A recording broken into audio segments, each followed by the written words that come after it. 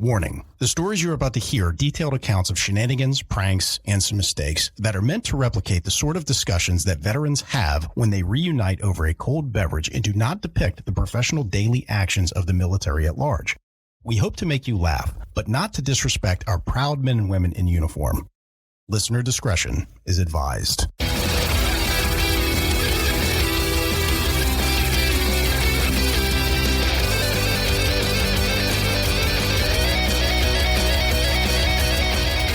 Cammo Comedy, where we take a humorous look at the lighter side of military service. We got a big show for you today, but before we jump into it, if you like what we're doing here, give us a subscribe, give us a follow, whatever they call it on your podcasting platform. And while you're at it, give us a 5-star rating, write us a review, as that makes us more relevant in the algorithm and boosts the overall visibility of the show. But word-of-mouth advertising is just so powerful, so if you tell some friends, I will love you forever. Okay, let's jump into the show. I am your host, Aaron Wolf. Just as a friendly reminder to the audience, we put out a new show every single Monday, so make sure you give the notification bell a nice tap so you don't miss a show. Give it a nice tap. Also, we are doing laughter therapy here on this show. There's a lot of military members who struggle with everyday life after service, and there's nothing like sharing a laugh and remembering the good times that we had in the military. Joining us today is the man who claims fireworks don't need a huge package to bust hard, and neither do I. Call sign Footloose. Oh, I thought he was going to say you. No, it's you, motherfucker. Damn it. Footloose, thanks for doing the show today, man. It's good to have you in here. Thanks for having me. Fucking A, man. Also joining us today is the man who says, I eat pussy the way I smoke cigarettes all the way to the butt. Call sign Cheeks. Cheeks, thanks for being here today, man. I eat pussy like a bulldog drinking water. Fact. Don't forget to spread cheeks, not hate, folks. Fucking A, man. All right, you guys ready for my first story? Oh, yeah. Let's get All right, so this one is going back to the late 1980s, right? We had a chief warrant officer, and they were doing a bunch of training exercises and stuff like that. These are a bunch of mechanics in the Army. And as mechanics like to do, after a long day of training, people went out and they got fucking hammered, right? Right. So everybody's coming back in the barracks, you know, they're starting to shut stuff down for the night. The chief looks over and there's a guy kind of over in the corner by this old set of like PRC 77 portable radios from like the Vietnam era. He looks over, he's like, what the fuck is he doing over there? So he goes over, kind of taps him on the shoulder, and then he realizes this guy's taking a piss on the radios. Oh, so the chief is like, hey, man, what the fuck are you doing? The drunk guy kind of looks at the chief, he's like, I'm going to the bathroom, chief. He's like, not on the fucking radios, you're not. What the fuck? So, like, this guy was obliterated, safe to say, right? So yeah, I would imagine. The chief ended up kind of helping him, like, collect himself, got him into bed. But the next day, they put him on the detail. He was cleaning all of those radios up and that fucking corner that he fucked up, right? Bummer. Not your best moment, I would go ahead and say, right? Oh, gross. So he didn't get like shocked from pissing all over the plugged-in radios? I don't know if they were all plugged in or not. Okay. I mean, it sounds like this was the late 80s, so those were somewhat outdated even for that time because this was like 60s, 70s stuff. So I think they had like, you know, older stock that was just kind of like over in a corner somewhere. This guy got confused that he was in the bathroom and he just decided like, okay, well, right here's as good as anywhere. Oh, my God. I mean, who hasn't pissed on live electronics before? Oh, yeah, you know. I guess you got to go out and have some fun, wherever you can. Wow. It's better than getting tased. Anything is better. No, not anything. Except for my ball sack. I like that. All right. All right, Footloose, I think you have the next story. Catch you later. Well, from that perfect transition, I got a great story for you guys. All right, man, what you got? Seamless. Fair warning, if anybody's eating lunch or anything like that, you might want to take a break for a second. So there's two kinds of people in the military. There's those who have really good poop stories and those who have really good puke stories. Everybody knows at least one person in every unit that has these. I am a guy who has a lot of puke stories because that's seemingly what I do. I don't really shit myself, but I do puke quite a bit. All right. You guys told a story earlier on in the podcast about a dude. We were coming back from the bar and puking in his coat so he didn't get it all over the Uber. Well, that was me. Yes. I'm what we call like a courteous puker. MPs congratulated you? Yeah. I knew I needed to throw up. I wasn't about to spend $500 paying the cleaning fee on this fucking Uber. A shirt is way cheaper than that fucking cleaning fee, man. I still have that coat. It looks great now. It has two uses. is good at keeping you warm in the winter. And it can hold some puke when you're in a pinch. It holds a lot of puke. It was like a popcorn bowl. Oh, no. So anyways, another puke story for you. We only had one night where we really got to go to the bar because most of our training we had to get up real early in the morning. However, the following day we were doing our night mission. Okay. So because of that, everyone's like, fuck, that means we can go drinking, get hammered, sleep all day because we got to be up most of the night. So obviously, everyone goes to the bar and just gets completely fucking shit-faced. Right. So leadership had this great idea that instead of letting us sleep in, they would, quote, reward us with an incentive ride. Okay. So we're Air Force, but we were there on base with the Army. Okay. Because we were doing like a joint exercise. So there were some guys who were Chinook pilots, and they had a Chinook, which is that big helicopter, for those of you who don't know. Dual blades. Yes. So what's also fun about the Chinook, it's like one of the fastest, if not the fastest helicopter. It's fucking fast. In the fleet. People don't realize People don't realize because they think like, oh, helicopters aren't that fast. Well, it's got twin turbo engines on it. This thing fucking cooks. Yeah.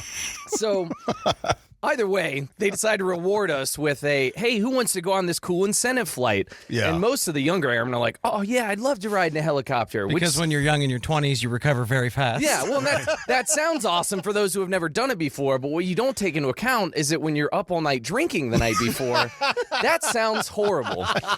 And so I was voluntold to be the team leader. Like, hey, make sure all these guys get to where they're going. No one gets hurt. You're in charge. Because I was like an E6 at the time. Not massively high ranking, but more so than the young airmen. Right.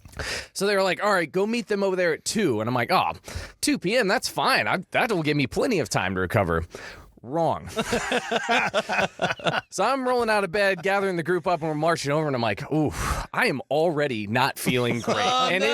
It is 2 p.m. That's how you could tell you're doing the right thing. Yeah. Like when you haven't even started yet, you're like, I obviously got at least like 8 hours of sleep. I thought I was golden. I'm already not feeling great. We're getting on the helicopter, making our introductions. They give this big, long speech when you get on there about like, hey, now look, some people get real air sick and they throw up. And I got to tell you guys, you got to throw up in this bag. Well, they apparently told everyone there was a bag. I didn't know there was a bag. All I heard was, if you throw up on the floor of this helicopter, you're going to clean the whole fucking thing. I imagine that they give like a plastic bag from Publix or something and be like, that's what you can puke into. And it's just really lame. And you're like, everyone okay. After the ordeal remembers them giving the briefing about like, hey, puke in this designated puke bag. Community puke bag. I think I was just too hungover and missed that part. All I caught was, you That puke checks on the out. floor, you're cleaning this entire helicopter. Which, fuck that. for those who have never been in one, they put vehicles in this Yeah, they're helicopter. big. Like Humvees. They're massive. So I was like, fuck that. I'm not cleaning cleaning that. this helicopter. I see a trend. I know I'm going to puke. See, don't want to clean the Uber. Definitely don't want to clean the helicopter. So you got to improvise. Oh, man. So we get up in the air, and I'm already like starting to get the hot sweats. My mouth's getting a little juicy, and I'm taking deep breaths. And so, of course, people around me are laughing, like nudge me, like, "Oh, you feeling all right there, Footloose?" Let me pause you right there, because it's not like you get a ton of sympathy from military folks. no. When they see a little bit of weakness, I'm surprised you didn't say they were like punching you in the stomach and like making it worse. Piranhas. Well, they didn't have to, because the crew chief who was sitting in the back sees me, and they see everyone like jabbing me and pointing at me, like, "Oh, you feeling all right there?" And so I see him get a big shit-eating grin on his face. Then he pulls the mic to his mouth, and I see him whispering shit into the microphone. I'm like, oh no, this isn't gonna go well. So apparently what they do is they look for people like me who are not feeling great, and they decide to take some hard diving turns. Yeah. Which is really cool for everyone who's sober and not hungover. And so they're having the time of their life, and I'm hanging on for dear life. Yeah. And it's just getting worse and worse and worse. And then they kick in the jet, so it's going, you're already like pulled back in your seat. And I'm like, oh my God. And I'm like, hey, guys, how close are we? We almost there? Or No, the opposite. yeah, so weird. They took the long way. So needless to say, it's I'm losing the battle here. And I'm looking around and I'm like, fuck, I'm not going to puke on this floor. So luckily we had taken our blouses off. So we still have like our sand t-shirt underneath. Luckily, it's also tucked in. So instead of puking on the floor, I just kind of pull the collar up of my shirt and just... Oh, it sounds gross. It sounds And so I just puke straight down my chest. And just then I, kind of pull my arms in to hold it resting on my belly like a bowl of Jello. And So you have a puke baby in your arms? I'm just holding a little puke baby. So now, oh my God. it's good 2-3 iterations to get it all out, and then a couple more dry heaving. And, if you got, normally when you're throwing up, you got to do a little bit of spit, Really enjoying yourself is what you're saying. Yeah. But Giving yourself the old hawk too. yeah. Oh, yes. Solid reference.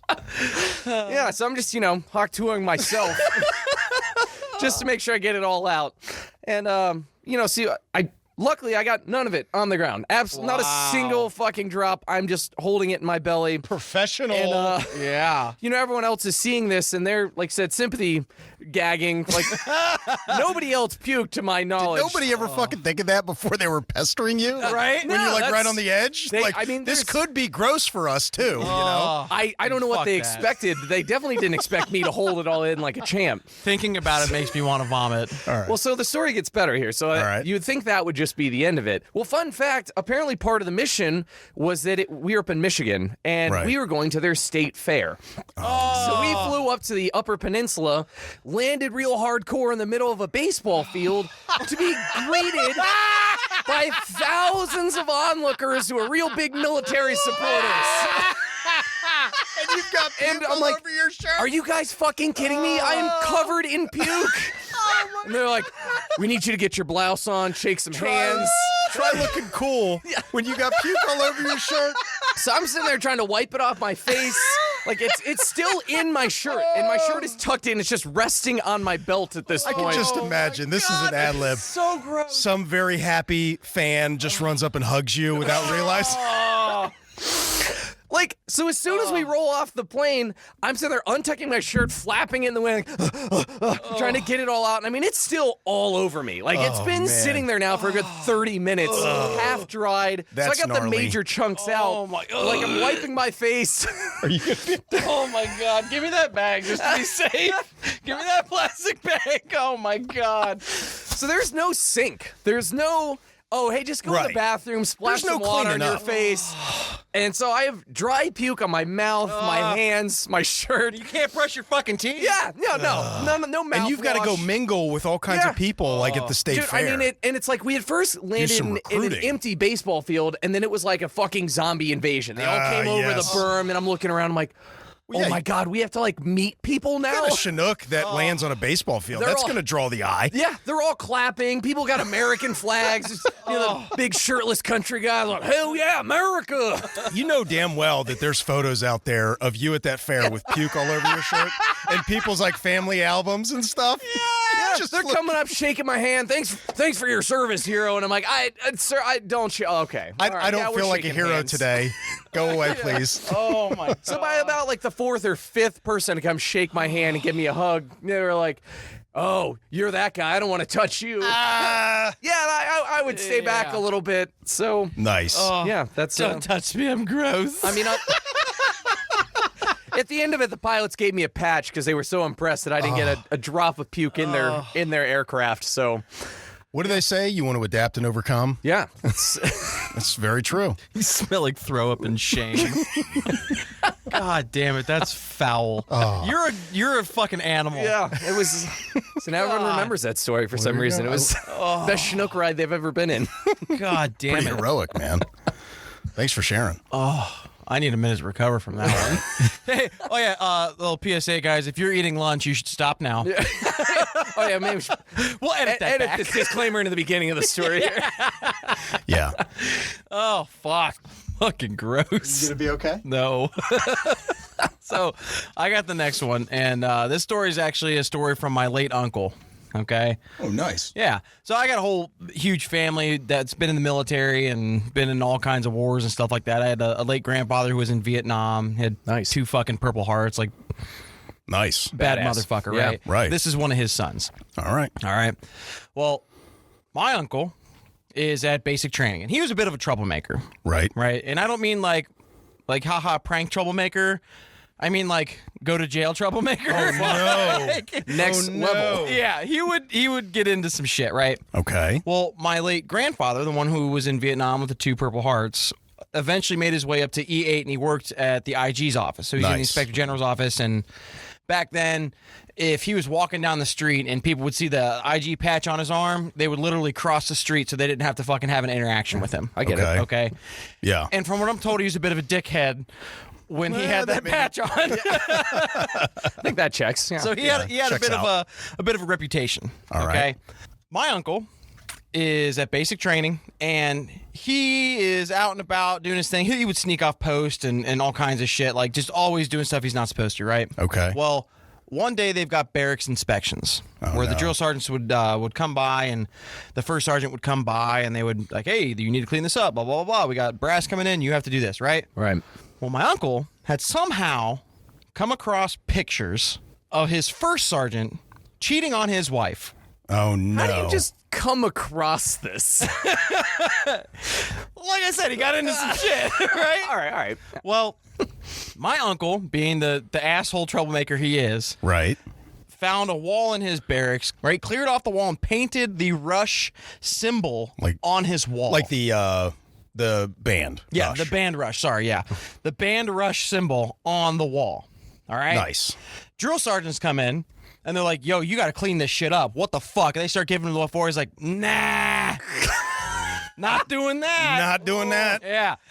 So they bring the first sergeant in. The first sergeant's like, you need to clean this up, or you're going to do this, and you're going to have extra duty. He's like, nah, I think you're going to clean it, first sergeant.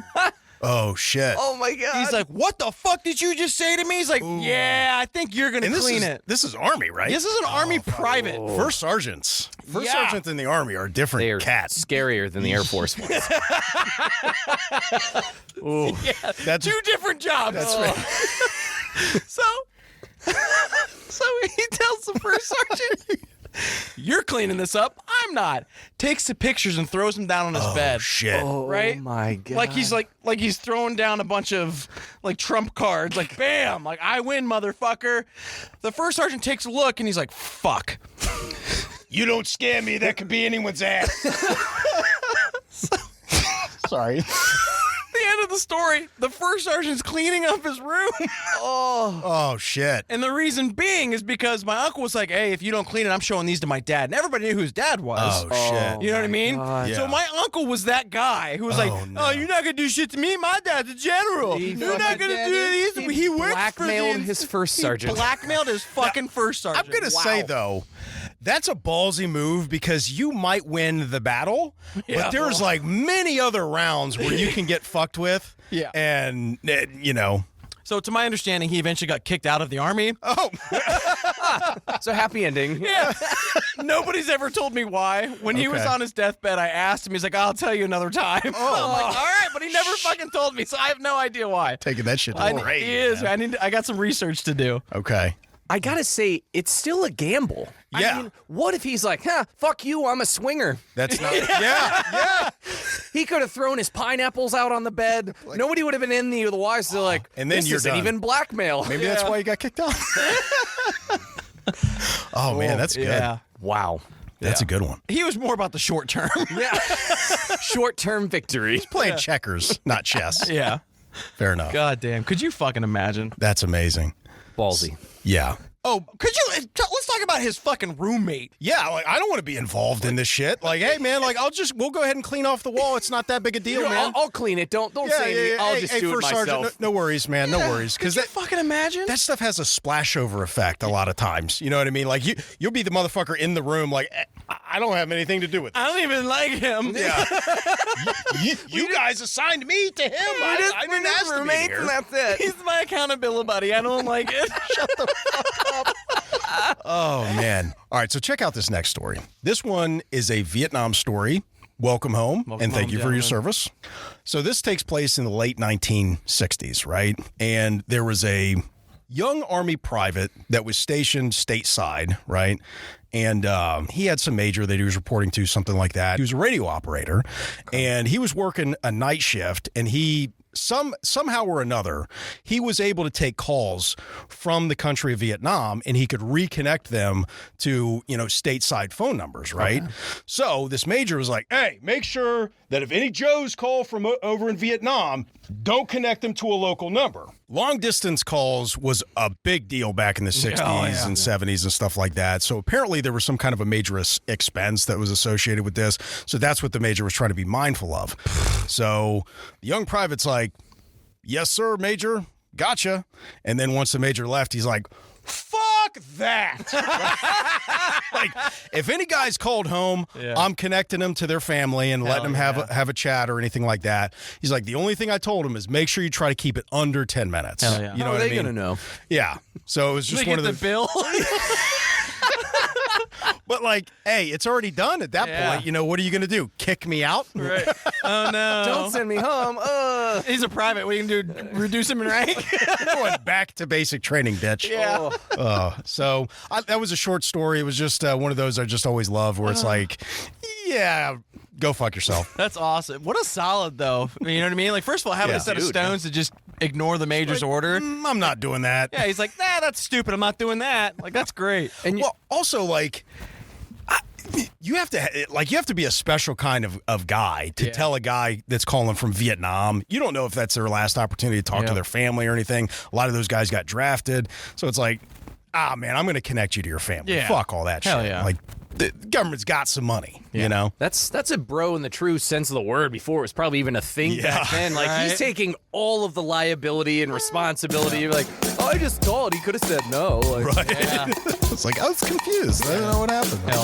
I didn't know I wasn't allowed to call back home. Fuck yeah. Hey, thanks for checking out the Cammo Comedy Show Podcast. If you like what we're doing here and you want to participate in this community, there are many different ways that you can contribute. First and foremost, tell somebody about the show. Word-of-mouth advertising is very powerful, and we really appreciate you for helping us out. If you have any funny military stories of your own or know somebody who does, with their permission, of course, you can contribute those stories via email at stories@cammocomedy.com. That's stories, STORIES, at CAMMOCOMEDY.com. Or if you're not too good at the internet, drop us a voicemail at area code 531-222-6146. That's area code 531-222-6146. That's right, we're giving away our phone number. We want funny military stories from all eras. So if you're not from a generation that's heavily online, we don't want there to be a barrier for participation. We have a lot of big plans for this show, and building this community to support veterans, we will announce here soon, so stay tuned. All right, I'm going to go have a nice spicy bowl of chili. Later.